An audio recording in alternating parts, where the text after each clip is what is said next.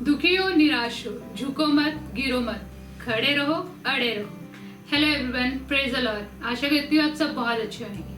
बहुत बार इस दुनिया में लोग निराश होते हैं, हताश होते हैं, बहुत परेशान होते हैं। वचन क्या कहता है इसके बारे में आज मैं आपसे बात करने जा रही हूँ। दूसरा कुरिन्थियों 4 उसका 8-9 में क्या लिखा है मैं आपके लिए पढ़ना चाहती हूँ। हम चारों ओर से क्लेश भोगते हैं पर संकट में नहीं पड़ते, निरुपाय तो होते हैं पर निराश नहीं होते, सताए तो जाते हैं पर त्यागे नहीं जाते, गिराए तो जाते हैं पर नष्ट नहीं होते। निराशा शैतान का एक ऐसा फंदा बन गया है जिसमें हर दूसरा इंसान फंसता जा रहा है। आप इस दुनिया का हर वो इंसान इस निराशा भरी जिंदगी में जी रहा है। हर कोई निराश है, हर कोई दुखी है, हर कोई परेशान है। वो सोच रहा है कि मैं क्या करूं, कहां जाऊं, कैसे अपने जीवन को जीऊं, कैसे मैं अपनी सफलताओं में खड़े हो जाऊं, कैसे मैं सफलता को पा सकूं, कैसे मैं अमीर बन सकूं, कैसे मैं पढ़ाई में आगे जा सकूं। इन सब बातों को लेके वो निराश है और शैतान हमें इसी निराशा में डुबोना चाहता है। वो हमेशा उसकी एक ही टारगेट रहता है, उसका एक ही जोर रहता है कि इंसान को कैसे निराशा में गिराया जाए। वो हमारे जीवन में ऐसी बातों को लेके आता है जैसे कि तू अकेला है, तेरा साथ देने वाला कोई नहीं है, तू गरीब है, तेरे पास धन नहीं है, तू निकम्मा है, तेरे पास कोई भी आशा नहीं है। शैतान हमें इन सब बातों में फंसाना चाहता है ताकि हम भटकते रहें इधर उधर की बातों में। पहला पत्रस 5 उसका 8 क्या कहता है मैं आपके लिए पढ़ना चाहती हूँ। सचेत रहो और जागते रहो, क्योंकि तुम्हारा विरोधी शैतान गरजने वाले सिंह के समान इस खोज में रहता है कि किसको फाड़ खाए।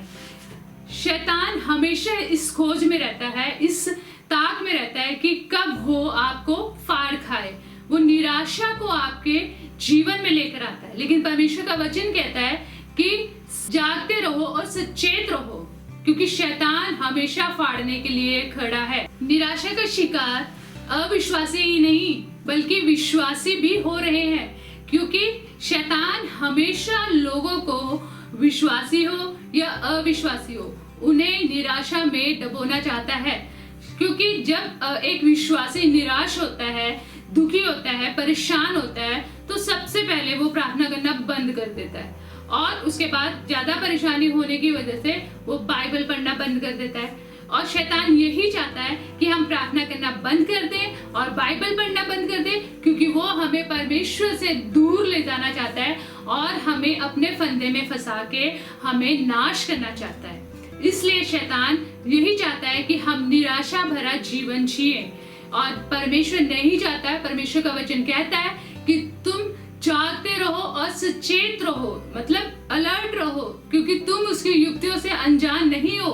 परमेश्वर का वचन हमें हर समय मदद करता है, हमारी सहायता करता है, लेकिन फिर भी हम परमेश्वर के वचन को जानते हुए भी हम उस चीजों को, जब हमारे अंदर निराशा आती है, हम उन चीजों को करना बंद कर देते हैं। क्या?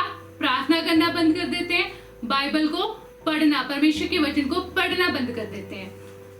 दूसरा कुरिन्थियों उसका 2 अध्याय उसका 11 वचन क्या कहता है मैं आपके लिए पढ़ना चाहती हूँ कि शैतान का हम पर दाव ना चले, क्योंकि हम उसकी युक्तियों से अनजान नहीं है। परमेश्वर का वचन हमें कह रहा है, हमें बता रहा है परमेश्वर का वचन कि हम शैतान की युक्तियों से अनजान नहीं है। हमें अनजान नहीं होना है। जानबूझ के भी हम कई बार शैतान की युक्तियों से अनजान बनते हैं, क्योंकि हमें परमेश्वर के वचन की नॉलेज है, हम बाइबल को पढ़ते हैं, लेकिन जब हमारे अंदर निराशा आती है तो हम प्रार्थना करना बंद कर देते हैं और वचन को पढ़ना बंद कर देते हैं, तो हम शैतान की युक्तियों को, उसकी प्लानिंग में फंसते चले जाते हैं। लेकिन परमेश्वर का वचन कह रहा है कि शैतान का दबाव हम पर ना हो, वो हम पर अपनी चाल को चलने ना पाए, क्योंकि हम उसकी चालों से, उसकी युक्तियों से अनजान नहीं है। परमेश्वर ने हमें शैतान की युक्तियों पर विजय पाने के लिए हथियार दिए हैं।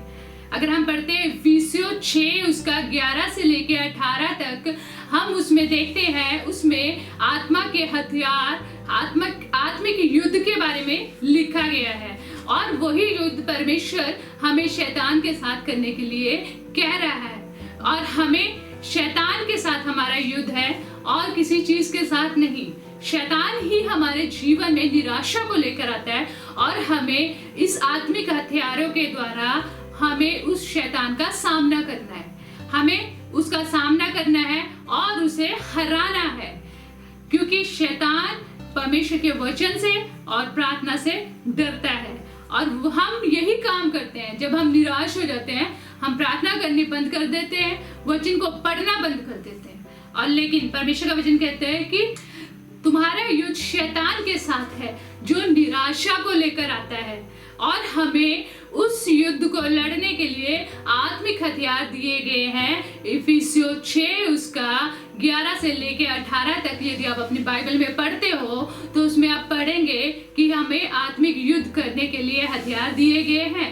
लेकिन हमारे साथ क्या होता है, निराशा आती है, हम शैतान का सामना करने की बजाय हथियार छोड़ देते हैं। जब एक विरोधी, एक दुश्मन हमारे और हथियार को लेकर आता है, जैसे कि शैतान का हथियार है निराशा, और हमें भी हथियार दिया गया है वचन, परमेश्वर का वचन, और हम क्या करते हैं कि उस शैतान का सामना करने की बजाय अपने हथियार छोड़ देते हैं।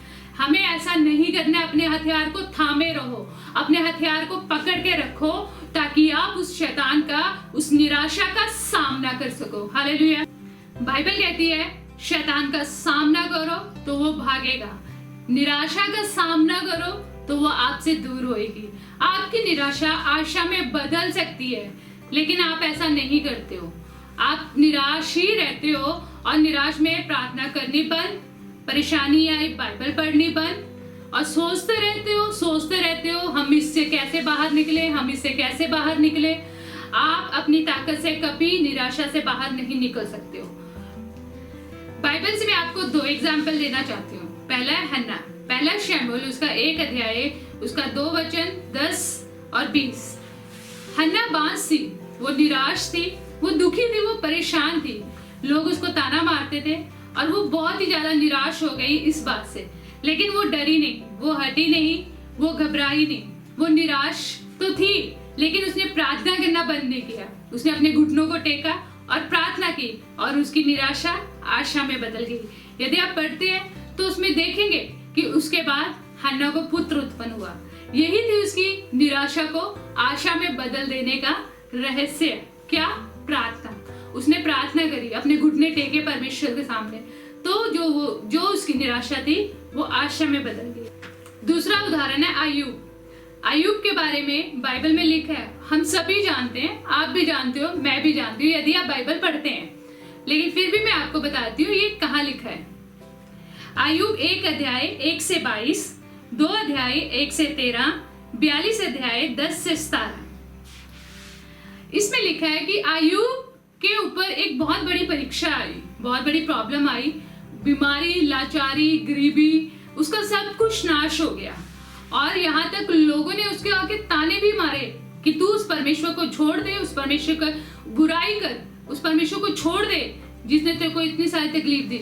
लेकिन अय्यूब ने हार नहीं मानी, वो निराश तो हुआ लेकिन उसकी आशा नहीं टूटी। उसने उस परिस्थिति में भी प्रार्थना की और परमेश्वर के सामने अपने घुटनों को टेका और कहा कि जिसने मुझे ये सब कुछ दिया है क्या वो ले भी नहीं सकता, और परमेश्वर को धन्यवाद किया।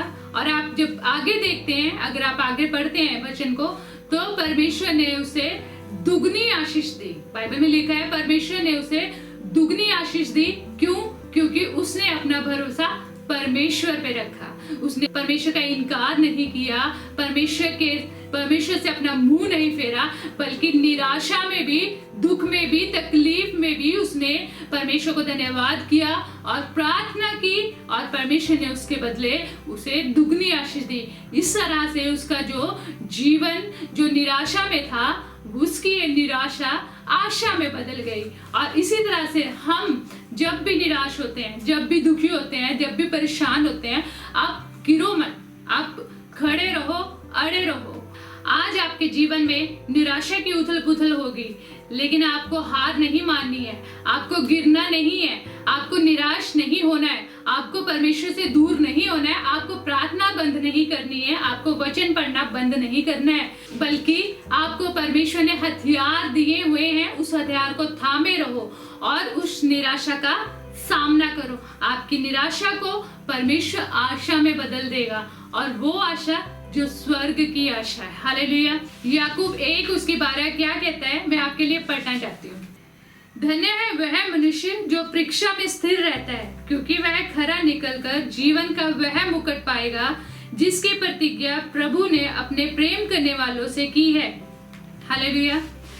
यदि आप परमेश्वर के सामर्थ में, परमेश्वर की वचन में और परमेश्वर के कहे अनुसार, परमेश्वर के वचन के कहे अनुसार आप चलते हैं, तो परमेश्वर उनको कहता है कि धन्य है वह मनुष्य जो स्थिर रहता है। हमें स्थिर रहना है, हमें डरना नहीं है, हमें घबराना नहीं है, आपको निराश नहीं होना है, आपको परमेश्वर में बने रहना है, अपने हथियार को थामे रहना है। और परमेश्वर कहता है कि वो जीवन का मुकुट पाएगा। मुकुट एक परमेश्वर ने बहुत बड़ी ब्लेसिंग आपके लिए रखी हुई है। आशा करती हूँ परमेश्वर ने इस वचन के सुने जाने से आपको ब्लेस किया है, और आप हमारे लिए प्रार्थना करते रहे, हमारी मिनिस्ट्री के लिए, चर्च के लिए, मेरे परिवार के लिए। और यदि आपको ये वीडियो अच्छी लगी है, आपने अभी तक हमारे चैनल को सब्सक्राइब नहीं किया है, आप इसे सब्सक्राइब कीजिए, और आने वाली वीडियोस के लिए आप हमारे साथ बने।